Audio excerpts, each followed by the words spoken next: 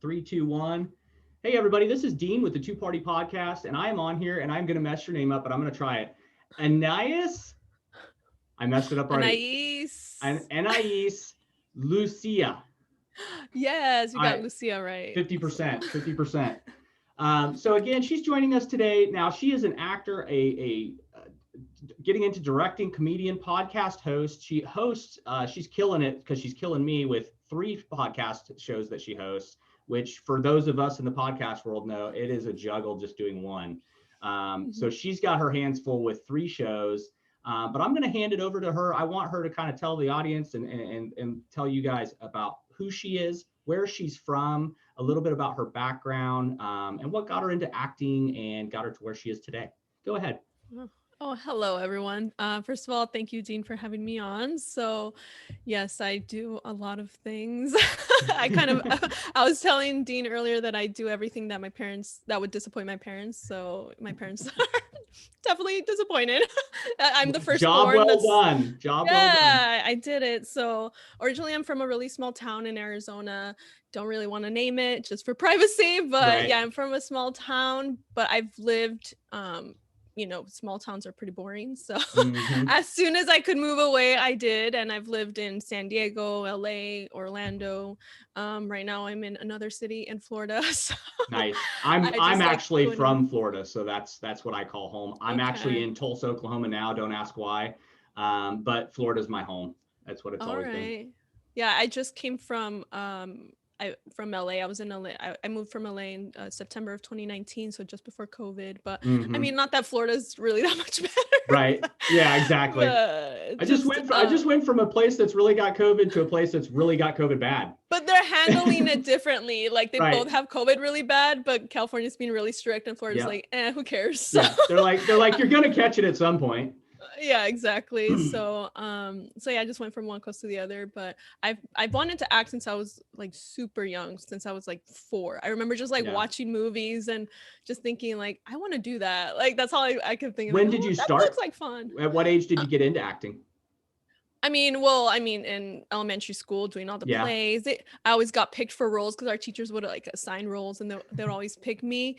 And then I started making my own movies and stuff when I was in middle school, when I got my dad's camera, because I'm from a small town, so there's no entertainment. That you had to create the entertainment, right? Yeah, exactly. That's what I thought. I was like, okay, so I want to be an actress, but like there's no work here, so I'm just gonna give myself the work. So I just would make my own projects and things like that. I'm bringing Hollywood to Arizona. Yeah, I'd get my cousins, my siblings to be in my movies, my plays. So I started and then that's kind of when I discovered, I also really liked directing. I like telling people what to do. Right, right. So then I got into that, and then I went to film school, and I focus more on directing and editing in film school. I kind of put acting on the back burner just because, like, I don't know, I love both, but sometimes I feel like I'm in the mood where I'm like, okay, sometimes I just want to act, sometimes I just want to direct, sometimes I want to do both. So in college, I was like, let me focus more on like directing and editing, and I did a few documentaries, and then I moved to LA after that. And that's when I was like, okay, I really want to get more into acting. So I started just kind of getting some more, roles in like short films and things like that. And I really love it. I just did my first, over a year ago, I finished my first feature film. It's been showing at a lot of film festivals. It's actually won some awards. I won Best Supporting Actress for it, so that's pretty cool. It's called The Family Tree, directed by Jorge Amir. You can watch it on Amazon Prime. Very cool. Yeah, I was just looking at that. I was actually just looking at that before we came on. Just a warning, if anyone looks it up, it's a kind of provocative film. So if you're more like conservative, like I probably you're not going to enjoy it. It's right. Just a warning. Yeah. Putting that label out there right now. That's very cool. Well, and go ahead. I have so much stuff, but yeah, the podcast and comedy kind of came during COVID, Right. because those are things that I kind of had in the back of my mind. I always wanted to try. I actually have dated stand-up comedians before, and I would always like go to their shows, be like the very Right. supportive girlfriend. And I had jokes written in like my phone. I'm like, oh, in case I ever try stand-up, I have jokes. And then since the pandemic hit, I was like, well, I have time now. So I Yeah. started kind of developing comedy. I took some classes. I've performed some Zoom shows and also live here in Florida, because places are open here. So I've actually been able Exactly. to do shows in person. So that's pretty cool. And yeah, 3 podcasts. So That's lots. insane. It's insane. At the end of the day, it's really cool to be able to have, and I've had quite a few podcast hosts on, but it's really cool to get them on here with different, basically just different variety and genre of podcasts. Let's dive right into the first one that I've got listed right here, which is the How to Relationship podcast. Let's discuss that one a little bit. Kind of what was your vision for that, and what you guys mainly do on that platform. Okay, so my idea for that was, I mean, I know there's a lot of relationship podcasts. I know, trust me. Right. So it's Some like, good, why? some bad, some horrible advice, either one. Well, okay, so part of it was kind of therapeutic in a way, where because I did not come from a good like background in terms of like relationships. Like my parents are divorced. My whole family is like divorce central. Like everyone's divorced in my family. So it's like I didn't have good role models in Right. terms of being in a relationship. But then as I've gotten old, and I used to like be like, I never want to get married, just very cynical and stuff like that. But then as I've gotten older, I've met really good guys that I've dated. Mm-hmm. I've met great couples that they've been together for so long, and they're it's just healthy and loving. Yeah. And since I was I was really inspired by them. And every time I meet a couple who's been together for a long time, I'm always really curious, like, how did you guys get together? What Yeah. attracted you to each other? And since I have How do these you not kill each conversations, other? That's one yeah, of the big ones that comes exactly. up. And so I love having these conversations with them. So I thought, why not have them like on a podcast and share this information with other people, like whether men or women, women who might feel like there's no hope, or men who maybe like they don't have good role models in Right. their life in terms of like maybe male role models, and maybe how to like they don't really know the proper way to like Yeah. treat a woman with respect. So Yeah. maybe if they I can get think something that's out of a it. huge dynamic in our world today. It's been for years. I mean, honestly, I'll be 45 next month. I'm an old man. So to be honest, like the dating scene when I was growing up was like when the rave scene was huge and stuff like that. And so you met a girl in a club, and most of the time you guys were all out of your mind and nobody could even talk, and whatever, eyes in the back of your head, just listening to music. But it was like, even outside of that dynamic, the dating has always been kind of a weird thing for, depends on your personality, depends on your background. Mm-hmm. I've always been, very confident, able to walk up to just about anybody. All my friends are kind of like, dude, are you really going over there? Yeah, I'm going over there. And then there's a lot of guys that just don't have that confidence of like, they see a beautiful woman and immediately it's like self-confidence goes to the ground. And I know it goes both ways. I mean, it's on both sides for the woman as well. And Yeah. the hardest part, I think, in the dating is just you really don't know. It's always for a lot of people, it's just that the unknown is the scary part. For me, it was always, that was the fun part. For me, it was like, I get to learn to get to know somebody that person could be from any background. And to me, it was always cool to be like, to go talk to a girl or whatever, about just learning who the heck she is, where she came from. Like, I've never seen you here before. What's going on with you? And that, to me, that was the cool thing when I was back single guy doing my thing. But for a lot of people, it's like, that's, how can you do that? Like, what? That's scary to not, you could walk up there and she could be a CEO of a company. It's like, who cares? She's a CEO of a company. She's a human being. Who cares? Yeah. Well, But I think that's a healthy way to look at it. Whereas I feel, I don't know, just some, I was actually going to start a series on my TikTok about my experiences with guys who can't handle no. right. Because I have stories about guys Yeah. who couldn't handle being rejected Yeah. in a nice way. So I feel like, the way you look at it, where it's like, okay, you're just trying to get to know another human That's being. it. Like, that's a healthy way. Whereas Yeah. I feel like, some guys are just like, they see kind of I don't know, they put the girl on a pedestal, and it's like, if she rejects me, my life is over. It's like, oh my Right. God, so much pressure. Like, And I think it's important too. I mean, you're like you're discussing healthy relationships. And a healthy relationship doesn't necessarily mean a romantic relationship. A healthy relationship means a friendship. A healthy relationship means, just getting to know somebody. And so for me, that's what it's always been about. I'm not always, back then it wasn't about dating and getting the girl in bed. It was always about getting to know who she was. Were we compatible? And if not, it was pivot and turn and go find someone else to talk to. If I was looking for that night, obviously that would be what it is, just speaking from a single douchebag kind of guy mentality. But I mean, at the end of the day, for me, like you said, I mean, I've kind of learned a lot coming along to the age where I'm at now, but the healthy relationship side of it is not, like you said, not putting them on a pedestal, but at the same time, just realizing you're just trying to open up a door for a friendship.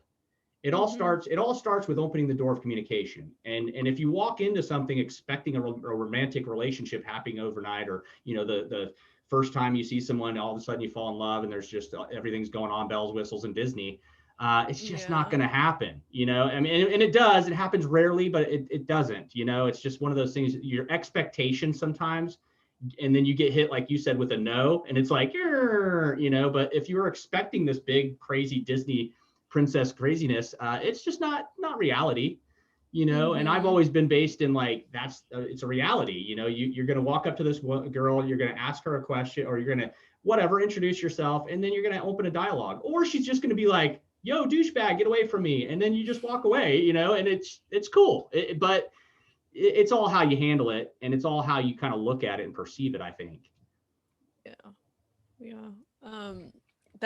I feel like, I don't know if I hate dating apps, but right. I don't know if dating apps have something to do with it, where it's like they need this like instant gratification or something. And I mean, I've seen both men and women do this. They like, if the other person doesn't like them or is in love with them right away, it's like, oh my gosh. And it's like, okay, I need to get to know you. Yeah. Like, I'm like, not it's gonna... cool, we're on the app together, but that's not enough. Yeah. So I don't understand dating apps at all. And I think maybe one time in my life, and I want to say it was probably maybe 10 years ago or so, I jumped on, someone was like, hey, you got to check these dating apps out. They're funny. You got to look at, you can look at all these different girls. And I was like, okay, I'll download the dang thing. And I looked and I set up an account. And I was like, this is horrible. Like, this is how you guys meet people? Like, really? And you're just going to go pick a stranger off an app and you're going to go meet them. And that's your date. Like, that's how you're okay. I never understood it. I was like, no, it's not organic. It's not, to me, I don't know. We're humans. We're supposed to meet. We're supposed to have companionship. The emotions are supposed to feed each other, good and bad. You can't get emotions and you can't get an expression from somebody off of an app. Yeah. And people, I don't know. I'm more of even though I am more introverted, I'm just more of an in-person type of, like, that's how I want to get to know people. I want to talk to them, like, because anyone can take a while to like write the best text ever, and they can seem a certain way through text, but then you meet them and they can't even hold a conversation or something. I knew a guy, this is no joke. I knew a guy, we used to make, his name, I don't want to give his full name, but Bill, it was his name. And the guy was just a player. And you'd see this guy every day of the week, had, a different girl every day of the week. He was just that good and suave with his words, and he could just almost talk any girl into whatever. And, he's a good looking guy and whatever, but when he's one of the ones that was on the dating app at that time. And I remember him just being like, man, I paid so-and-so to write this bio. Like, he paid somebody, one of the girls he was seeing or something, and he paid her to write this awesome bio, and it worked. And he was like, dude, yeah, it only cost me this, and I got this bio, and he's like, dude, everyone reaches out. They love it. And I'm like, dude, you are a nutbag. Like, it's not even you. Like, you're not even the guy on the app. Some girl wrote that. Oh my gosh. Yeah, it's bad. And so I was like, I don't even know if that account that I did exists even. Like, I have no clue, but it's like, I never really used it. I never was like, I didn't see a need for it. It's like, I'm more of, like you said, I'm kind of introvert, but as you can tell, I am extrovert. I go through moments where I can talk and I can go walk up to people, strangers. I'm very extrovert in the real world, but then when I'm home or I want to relax, I'm completely introvert. I don't want anyone around me. I want to be left alone. So I'm kind of like a happy medium of both. Oh, so maybe you're more like have you heard ambivert, that Yep. term?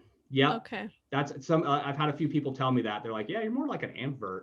And, and yeah, it's just, I think I'm probably like maybe 60-40, that's kind of where I'm at. So, but I just don't understand dating apps. I don't think I ever will, because well, now I'm happily married, and so I know I'm not ever going to. Oh, you're lucky. You are so lucky.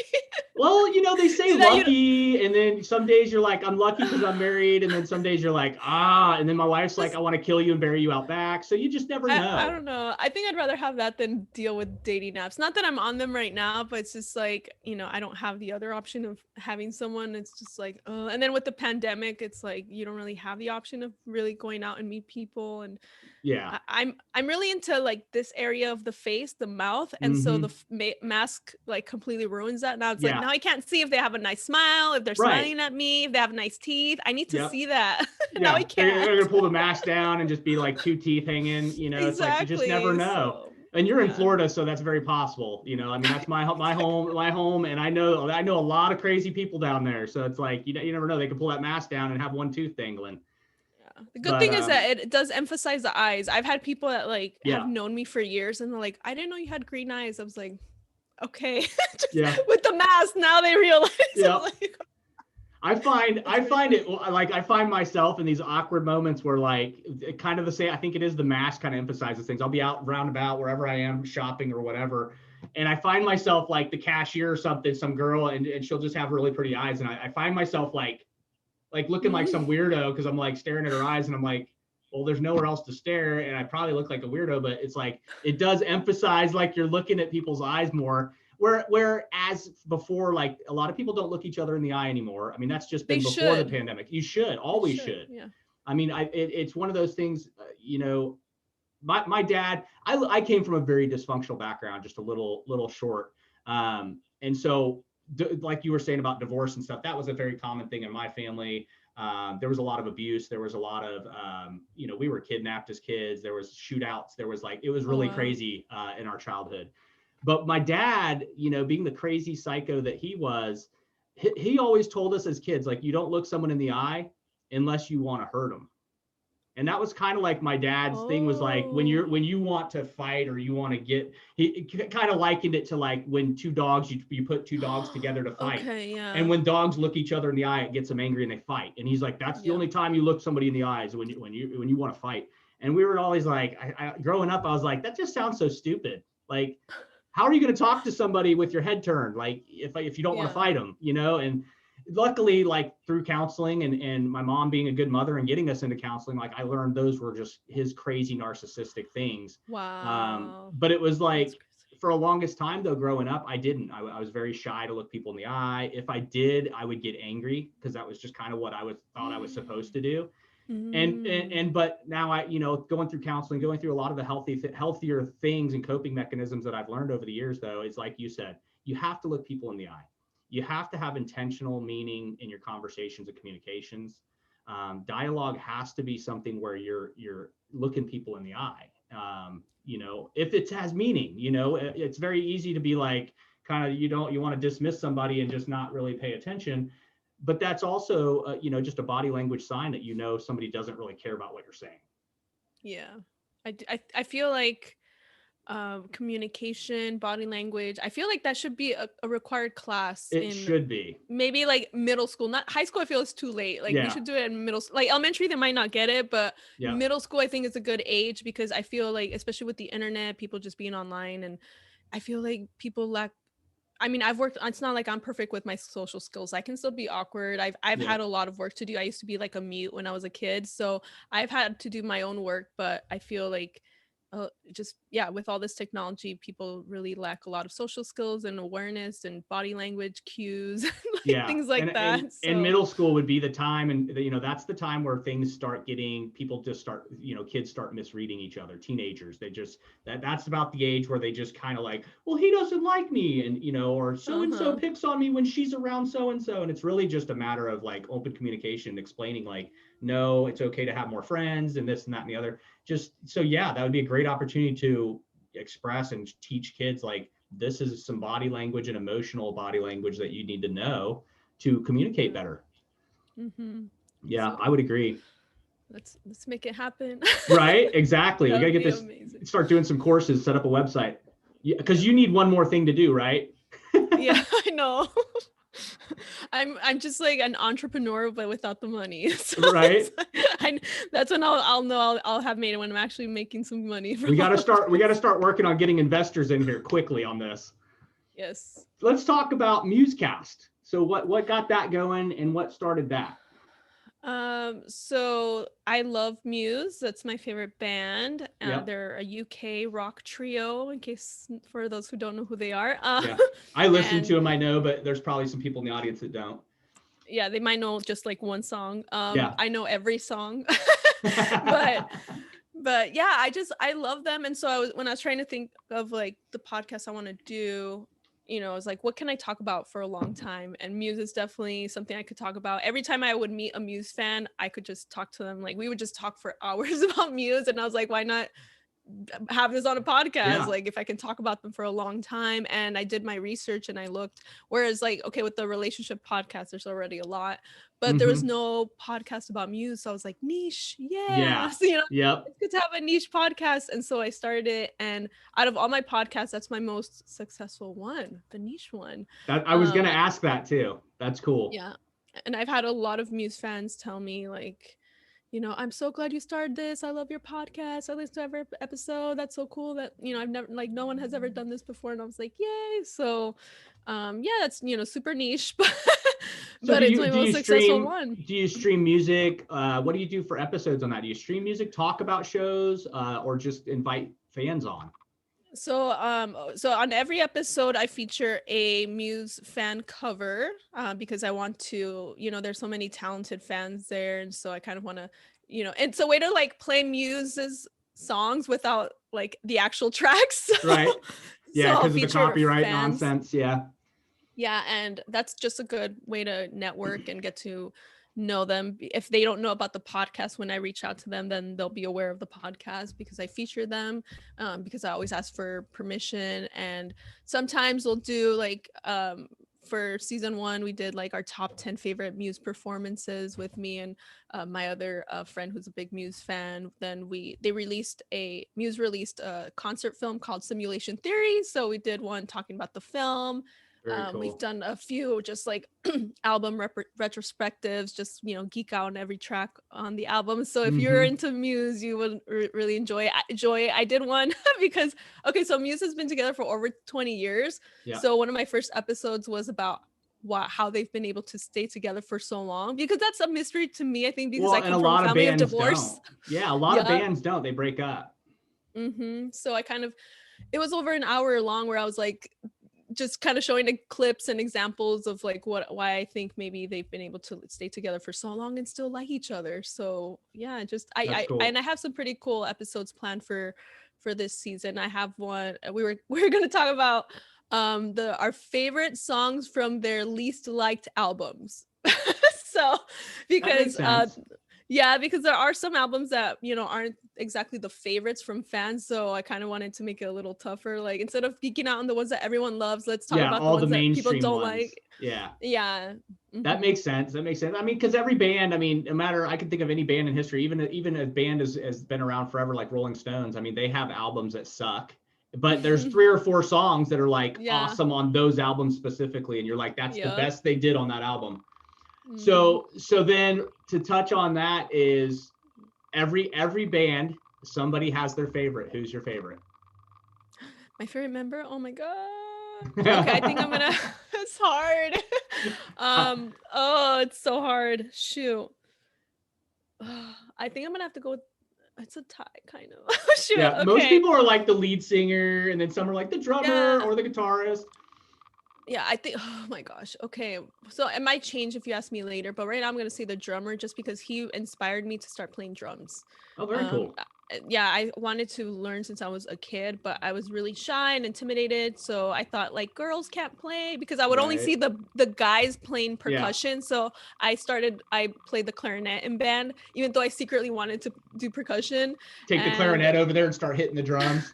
Yeah, and I always had this desire to learn drums, and then I I found out about Muse. I saw them live, and I usually, when I go to concerts, I always look at the drummer for some reason. It's just, I'm always captivated by the drummer, and I'm like, I want to do that. And Meg White is another drummer I really love, and her and Dominic Howard, the drummer from Muse, were both the ones that kind of like, okay, I want to start learning to play drums, and I started taking drum lessons, and I got my own drum set and everything. Nice. So Nice. yeah. That is, my family on my mom's side is all about music. So my he's in the Hall of Fame for steel guitar. Like, there's music's been in, he's wrote multiple albums and songs and played with a lot of good old bands and stuff. And so music's always been in our family. It's always like, if it's not somebody playing music, it's somebody singing. Always been in our family that way. And obviously I suck at that thing right there hanging up. I try, I make some noise. I sound like a cat, two cats kind of in a cardboard box fighting, but I try, but when I was younger, I started playing, my mom was dating a guy, who owned the rock shop in Portland, Oregon. And he leased equipment to a lot of the bands. And this was, again, this shows my age, that Nirvana was big. Soundgarden was big. And who was the other ones? Temple of a Dog, Pearl Jam and Temple of a Dog was just forming that band. All those guys would come through Washington and Portland, and they would play at his shop. He would literally close the doors and they would come through.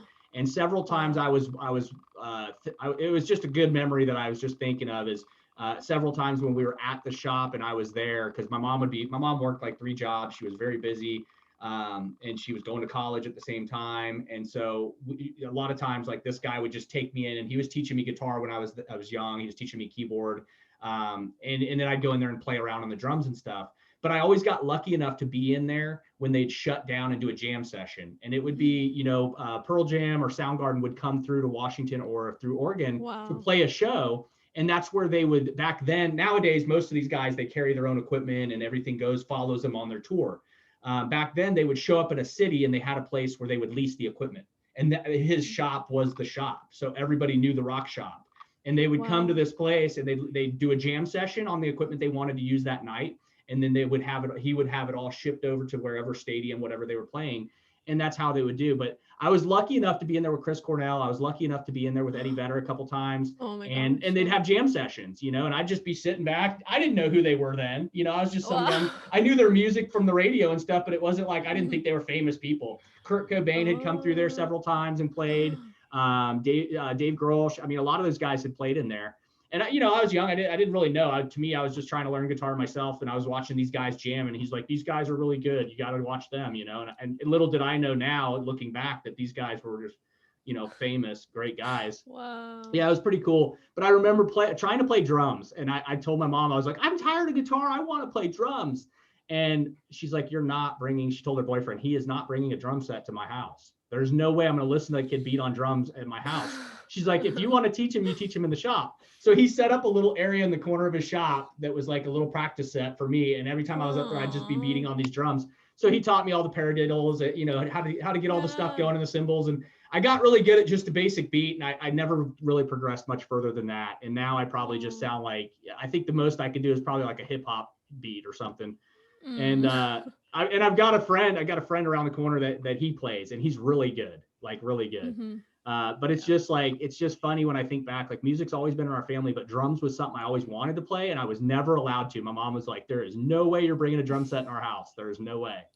Because I'd be in my room just screaming on guitar or have the keyboard, or I'd turn everything up. So even when she was home, she would just die. And then if I added drums to that, she'd be like, "That's it. The one-man band's got to go." Yeah, I feel like I kind of feel bad for any of my former neighbors. Right now it's okay, but like I like tap dancing and I like playing drums. I'm probably one of the most annoying neighbors. Like, dang, she's like tap dancing, I'm playing drums. Do you live in the upstairs apartment to make it even better? Yeah, exactly. Yeah. Like, sorry about that, neighbor downstairs. Yeah. It's crazy. Let's talk about quarantined happy hour. And I can kind of guess where that's going, but tell us a little bit about that and where that started. So that one I started obviously was during the pandemic. Yep. That's kind of my podcast to kind of like let out some steam. So on that one, I usually have a drink. while I do the episode. I don't get drunk or anything, but like I said, it's kind of more let out steam, relax. Kind of, I wanted it to have a vibe where it's like I'm at a bar talking to a friend or something. So it's not like super formal or anything. It's like, let's just have a drink and talk. But we talk, there's different topics on each episode, and I have a different guest on each episode. So it's kind of like, what do I feel like talking about this week? Because yeah, it's good to have some podcasts that are more like niche and just about a certain topic. And that's what my other podcasts are for. But this one's more like random stuff, whatever I randomly want to talk about. That's kind of what that podcast is for. Very cool. Yeah. And it's, I started this, let's see, we started Two Party Podcast. We went live with Two Party in September. I want to say first week of September last year. And within the first like 2 weeks, we literally were hitting like 30,000 numbers around the world. Things just like spiked really big. And again, we were talking before the show. I mean, I was just doing content, and I was pumping it out, posting it everywhere I could post it, having every one of my friends share. And it was just like, it went from like literally just me, same as you, like kind of in the middle of the pandemic, bored, like I want to bring something to the world that's not me just sitting in my house. And so let me just go into the studio, which I already had the studio set up because I like to make music. So I kind of was like, let me just use the studio for what it's meant to be and just start producing some stuff. And that's kind of how Two Party Podcast came about. And then next thing I know, everybody's like calling and messaging and like, dude, you're famous. Like, I got a friend in Australia that's heard of your show. And I'm like, well, that's kind of interesting. And then I started getting these emails from India and from, where was the other one from? A lot of Sweden. I get a lot of Swedish from Stockholm and stuff that are like, hey, and we get these emails in and I'm like, dude, what's going on here? Is this, did I hit something? Somehow I marketed something that worked. And then the next thing I know, I started getting nonstop guests and I started getting PR firms calling me going, hey, we've got a lineup of people we'd like to have on your show immediately. Oh, wow. I'm like, well, that's fun. And then, I lucked out and then it became like, we started getting a lot of sponsors and then we started getting, not just the sponsorships, but then we just started getting these partnerships going with other companies and stuff. And it was like, wow. And I mean, by that time it was like December and I'm like, wow, what did we do here? It's like it kind of went really fast and it was kind of a flash went by. And then here we are going into the new year and we're really doing good. And we're reaching out to other podcast hosts like you. We talk a lot. And I noticed this was one of the things I was researching and kind of looking at. One of the topics that you don't mind talking about is we talk a lot on the show about mental health. We talk a lot about, and obviously with your show, Quarantine Happy Hour, it just goes with the pandemic theme is we've more than before we're talking mental health because there's so many people struggling. Last year alone, 9 people died, 3 of them from suicide, good friends of mine, just last year. One of my neighbors directly across the street, good friend of mine, shot himself. And I walked in with his son was there. He couldn't go in. I walked in to find him. It was pretty sad. And I just saw him the day before. I mean, this was a good friend of mine. I'd go sit in the driveway and talk with. And, the pandemic's just been a nightmare in different ways for for everyone. Everybody's, I have family members that died of COVID. I have family members that lost their job. I have this, I have that. Well, there's people that I've walked into that literally blew their brains out. There's people that took their own life with pills. They just literally overdosed and died. Because they just weren't sure what the future held or didn't want to know, at the end of the day. And unfortunately, it's a very sad situation, but it puts us into where I try to use this platform a lot to talk about that and to talk about mental health. And most importantly, I use the platform for lifting people up, encouraging them, helping them succeed, talking about how we can help others in our daily walk. One of the things I try to do, I challenge everybody daily, is to help make it a minimum to help one person a day, period. It doesn't matter who it is. It could be the same person every day, but I always challenge everybody to be a stranger. I can go help my kid every day. I can help my wife every day, but I try to make it outside of our world, and that way it's in our community. So I encourage everybody, one person a day. You can look back in a year and you help 365 people in your local community. And that, a lot of that, it doesn't have to be financial. It can be holding a door, giving a compliment, smiling at somebody. Somebody could have just came from their house who was in a domestic abuse situation, got their butt beat, and is at the store trying to buy a pack of cigarettes to not think about it. And just you holding a door and giving a compliment removes them from that abuse for a minute. Things like that. Buying people, I always buy the car behind me in a drive-through. I always buy their meal when I drive off, and that way their meal's paid for, they pull up. Things like that, just little acts of kindness we can do each day. And I challenge everybody, just one person, to make it a minimum one person a day. If you help 10 people a day, obviously that's awesome. But I'd always try to choose one. And so we talk a lot about mental health. Maybe there's something you could share with the audience that maybe you were going through a hard time, even if it was through the pandemic, where you could kind of share what you used to cope and get through it. Okay, so there's a lot. Well, I that's one thing I want to do with like my stand-up comedy and just in general, because in my stand-up comedy I do talk about mental health, and I want to kind of help make it kind of get rid of the stigma of just being able to talk about it. I feel like a lot of it. I go to therapy. I encourage others to go to therapy. I do too. And that they shouldn't be embarrassed. I feel like going to seeing your therapist should be just as normal as seeing your doctor, and it really should be.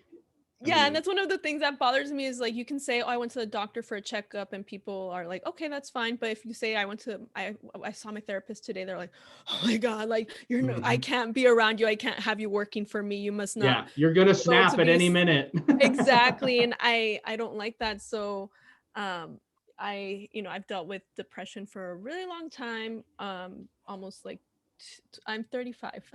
So for like more than half of my life. So it's definitely a struggle. Sometimes I have, better years than others, sometimes really bad months. It just, it's a struggle.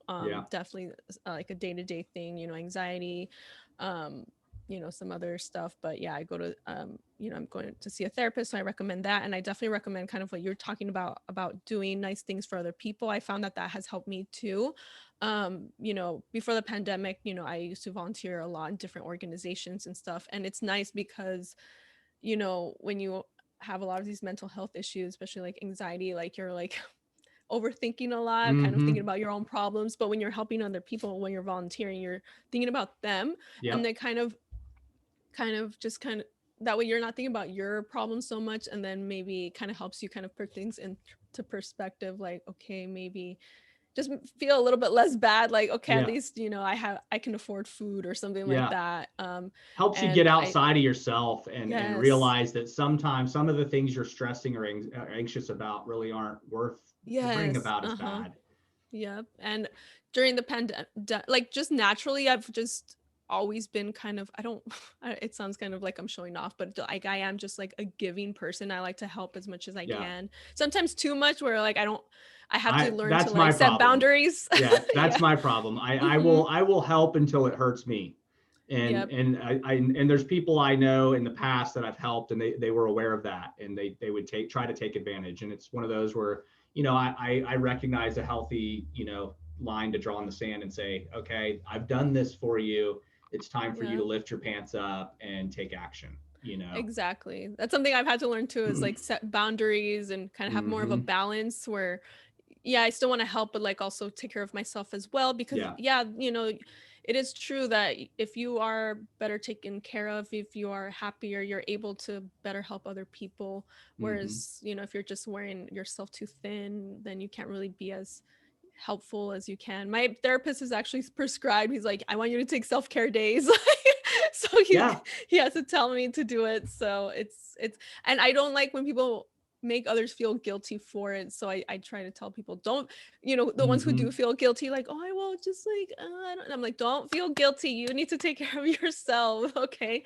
It doesn't make you a bad person to take care of yourself. So especially, I don't know, just the most giving people I know, like they rarely, do things for themselves. So I try to encourage them, like, please, it's okay to do things for yourself. And I agree with you 100% that, I encourage a lot, and I talk a lot on the show, even when we go live on different platforms. We talk a lot about therapy and counseling, and I've been in counseling due to my dysfunctional past since I was 5. And so I can probably, and I haven't been in a few years, because I kind of reached a point where I was like, I have a lot of good coping mechanisms. I'm starting to act and react better in life. And so I, since I moved to Tulsa, I'm like, I don't really need a counselor here. If I do, I can go call my doctor, get a referral, and go get one. But it's one of those things over the years, like, 20 plus years I've been doing counseling, and I've had some really, I've changed counselors along the way over the years, and I've had some really great counselors. I've had some horrible counselors, to be Oh honest. yeah, me too. I've You had some find a really few bad that are ones just too. Yeah. nightmares. You're like, wait, who Mhm. needs to be on which side of the couch here? Yeah. Um, Yeah. but That's but it's important. It's yeah. important because we don't realize in our daily life, being human beings, being busy, being entrepreneurs, we don't realize what we do. I mean, we do. We're conscious to a level, but we don't really see ourselves from a different perspective. And sometimes that's what we need. We need to go speak to somebody about the way we think, and so they can give us a reflection on, is that healthy? Is that not healthy? If Mm-hmm. it's not healthy, they can give us avenues of how to make better choices when situations come up that aren't healthy. Yeah. Yeah. That's why I definitely recommend it, because it's good. It is good to get someone's objective perspective, because you can go with your Hmm. friends, but like your friends are not your therapist. I try to My tell people, friends are don't my try to enablers.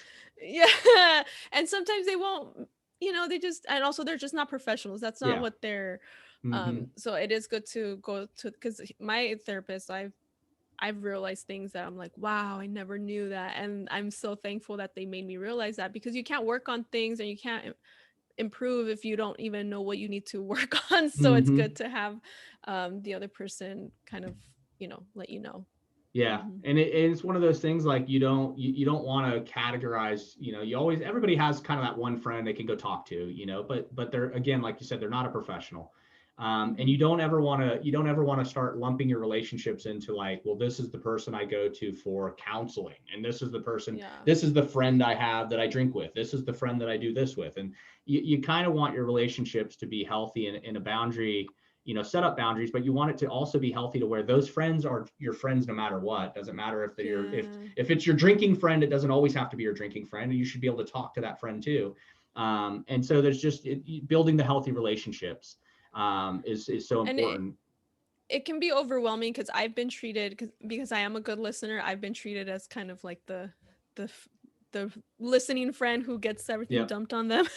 And it does kind of, especially when you get that from a lot of people, it gets a little it overwhelming, does.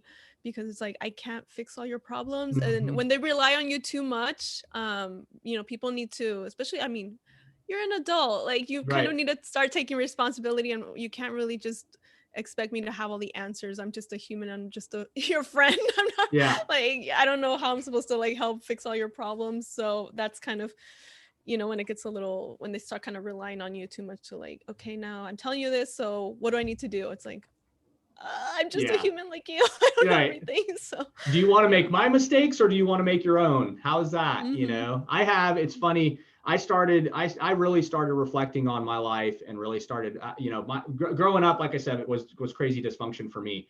But my adult, from 20, well, really from like 18s through 36ish, even, I was still just as crazy as I was when I was young. I was always that guy. I was the adrenaline junkie. I was always that guy that if you told me it couldn't be done, I would show you Mm. how it could be done in the best, craziest fashion it could be done in. And that was me. Wow. That was who I was. I've always been an adrenaline junkie. I raced cars. I raced motorcycles. I boxed. I've owned businesses since I was 16. I've done so many things in my life. But it was always like, my social aspect of it was, I was that guy. Everybody knew. All my friends knew. I was the one. If you asked me to do it, I'd show you how to do it. And it would be the craziest thing you ever saw in your life when I got done doing it. It's just, that's just who I was. It was kind of just who I wanted to be.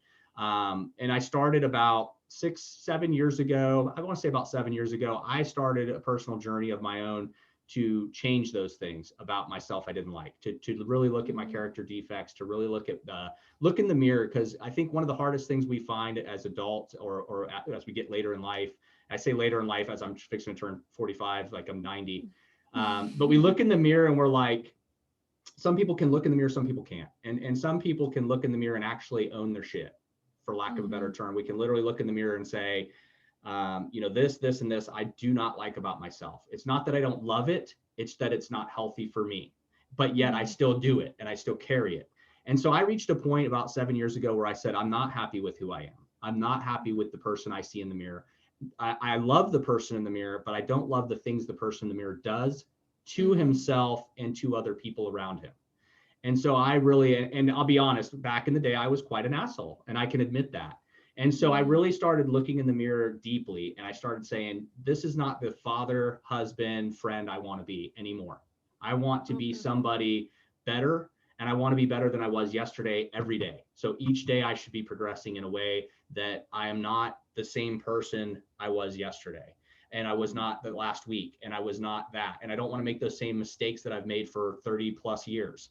I'd like to start making mistakes that make sense, if that makes sense. You know, I literally, like, if I'm going to make a mistake, it should be a more healthy, more of a learning experience versus a detrimental aspect in my life where I could be facing consequences. So I really started looking in the mirror, and I just started saying, you know, using all the stuff I learned in counseling, all the stuff I learned in therapy, and really focusing on looking at who I am, what makes me tick, what makes Dean do the things Dean does on a daily basis, what makes me say the things I do to people when we're in conversation, what makes me act in certain ways that may be offensive to some people, and why is it okay for me to do those things, or why is it not okay? And I really started getting really deep into myself and figuring out how I worked, what wound me up, what made me tick.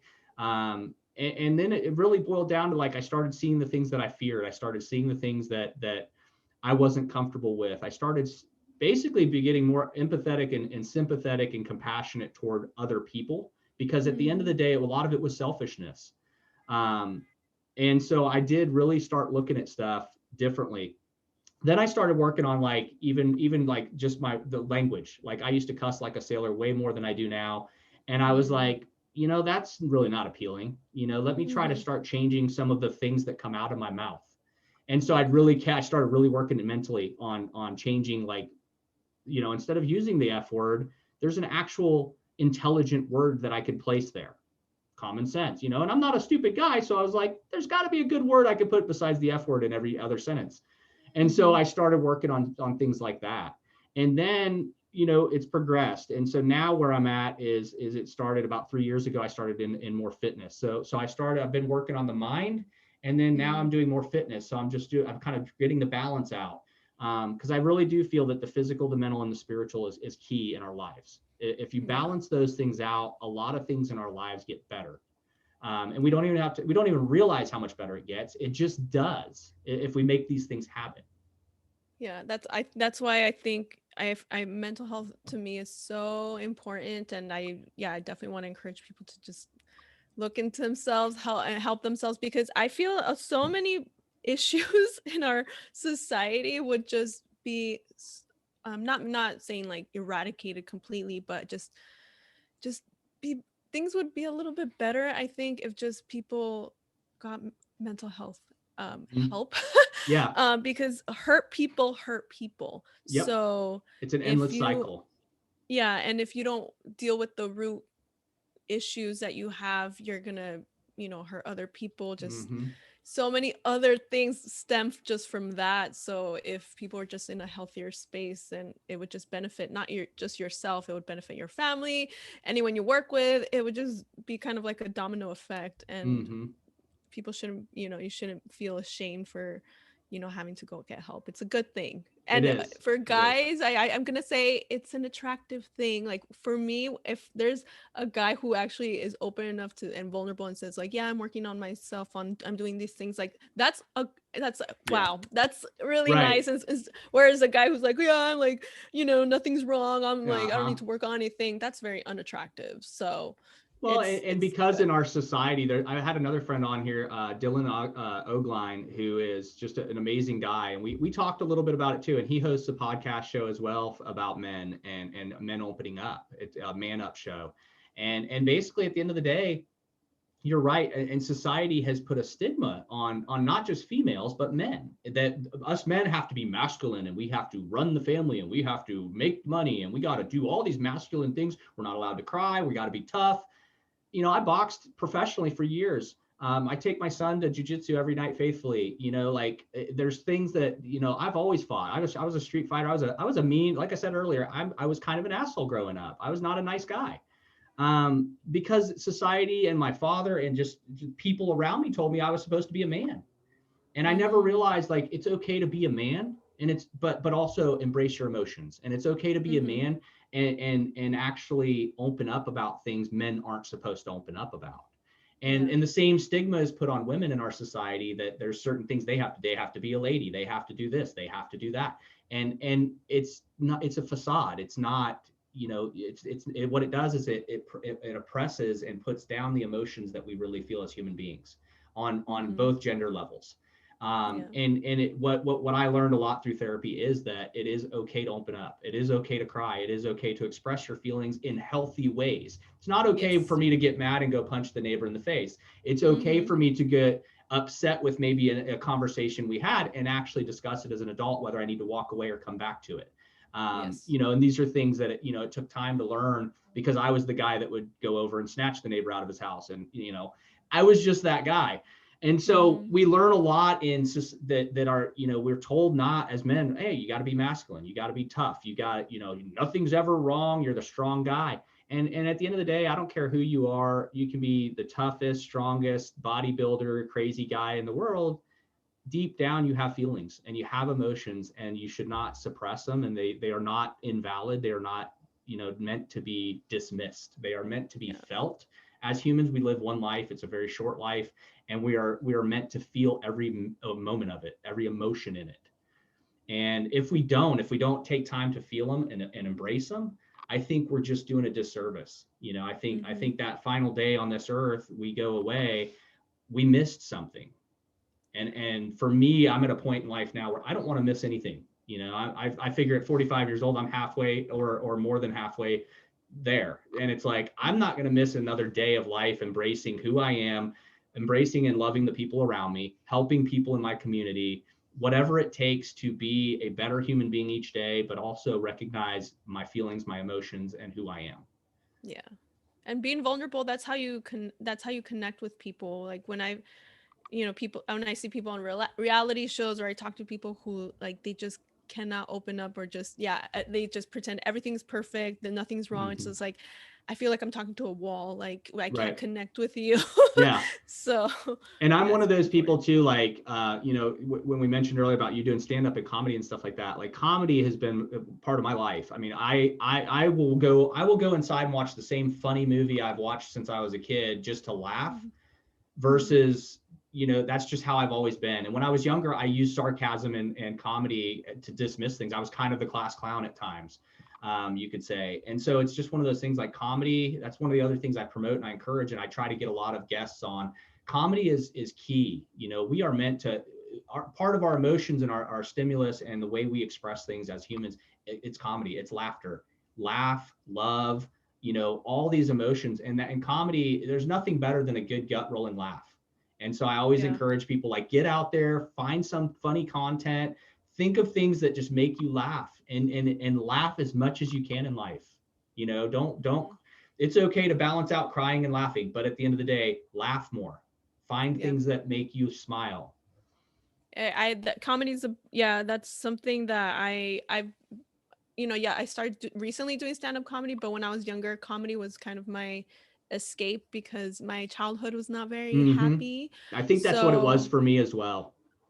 So I'm like, okay, my family is not really making me smile, or I'm not having good times with them. So I would always run to like the TV and just watch, I would pretty much only watch comedy shows, whether it's a funny cartoon, stand-up, a sitcom, SNL, Mad TV, like anything that would make me laugh. And I would record them on like VHS tapes, because that way I had them. And that way, if I was feeling sad, I would just pop in my VHS tape and laugh. So I feel like now people take things a little too seriously. Yeah, so it's good we do in our society. Laugh. Everybody just, you know, it's the climate of the political climate alone, but our society in general, we've become more gruff, more agitated easily. And so it, like, you got to laugh things off. There was a show when I was a kid, there was a show coming out of California when I lived in Oregon, and the Dr. Demento show. And I don't know if you've ever heard of Dr. Demento. Yeah, I've heard of it. It was an old time show. It was where, it was one of the places where Weird Al Yankovic got his start. He was on that show a lot. But when I was little, Dr. Demento would come on about once a week. I think it was on a Friday, and he would do the show, and it was all skits. It was all like funny songs that people would send in, but they were all skits, and some were SNL skits, some were Weird Al's music, some were just random dudes around the nation. And there was stuff like, Puppy and a Chipper. There was like all these weird, crazy songs where you're like, whoa, but they were funny. And I used to record that religiously. Like every time that I still somewhere have tapes of Dr. Demento show where everybody would do their summer tapes. As kids, we would record music that we liked, and we'd have our own little cassettes. Yeah. I was recording music and Dr. Demento, and I would listen to Dr. Demento all the time just to laugh. And it was just one of those, like you said, growing up, I had such a hard childhood that it was easier for me to find ways to laugh and make myself laugh and entertain myself. And my mom worked a lot. My mom and dad were divorced, separated. We were on different sides of the United States at one point. It just crazy. But that was my coping mechanism then, was like to find a way to laugh, to find a way to smile each day. Yeah. And I still find that true today. Like I recommend, to the audience, not just to go get counseling and therapy, but I recommend take the personal time for yourself, journal. But I better than any Xanax in the planet is comedy. I tell everybody the best medicine is laughter. I mean, that really is. If you can find something that really just grabs you and makes you laugh and smile, and it's just as good as at forgetting things as helping other people. Yeah, especially like, I like in my comedy, I do mention, going to therapy, my bad childhood anxiety, and people are like, how can you make jokes about that? But it helps me to kind of find things to laugh about when it comes to that. And I've had people tell me later like that they could relate to some of the things I talked about. So it's a good way to connect with people whereas like, I mean, also like people don't want to go see a comedian who's like, yeah, my life is perfect. Nothing is wrong. Like, right. No, you can't relate to that. No, there's nothing funny about a perfect person. Exactly. I'm not laughing about it. Yeah. So let me see if Anais, did I say it right? I did it. Anais, tell us where we can tell the audience where they can find you on obviously all your podcast shows, but also all your social media, anywhere where our audience can follow you, please. Oh, wow. Okay. How much time do you have? No, I'm just kidding. Right. So if I made you laugh at some point, you can follow my Instagram, my comedy Instagram. It's Anais Lucia Comedy. I have a Twitter. It's Anais Lucia 7. That's my favorite number. And then I have my main Instagram. That's more just, travel. Well, when we used to be able to travel. And my dog, it's called Girl and Her Shiba Dog. So that's my Instagram. And then that's the same that I use for TikTok. So Girl and Her Shiba Dog, because I have a Shiba Inu. And also if you just look in YouTube, you can see on my podcast on YouTube as well. And then if you just search my name, Anais Lucia Comedy, you can see my other videos there, comedy skits I've done, a couple stand-up clips. I'm hoping to add some more and do more skits. So excellent. Yeah, excellent. And then my website, anaislucia.com, it needs to be updated. So just to let you know. Okay. Yeah. Perfect. It's been great having you on here. Lately I've been, we try to do these 1-hour interviews for our first guest interviews. And then what we usually do is in the future, we invite guests to come back for a second time, because now the audience would know you. And so in the future, then you would come back and we just have you come on, same thing, more dialogue. We kind of dig deeper. We have a lot of guests that'll come on, and in the future they'll call or they'll email us and say, hey, I've got a new promotion coming up, or I've got a new show or a new this I want to promote. Can I come back on your show right away? You more than happy to have you back on. If there's something that comes up in the near future that you just want to cross-platform or promote, you can just let us know. So we always like to do that, but we will invite you back in the future for a second time on. The first time we just want the audience to get to know you. And I think we've had a great time here today. Is there anything else you want to share? Oh, well, I mean, I already shared my social media, I guess. Just, do things do nice things for people. You don't be afraid to get therapy. It's awesome. And I hope you guys are doing well, and don't be ashamed to take care of yourself. You deserve it. Yeah. So that's it. I agree. Well, you have a great day, and I look forward to having you back on later. Yeah, thank you so much. And I hope to be back soon. Excellent.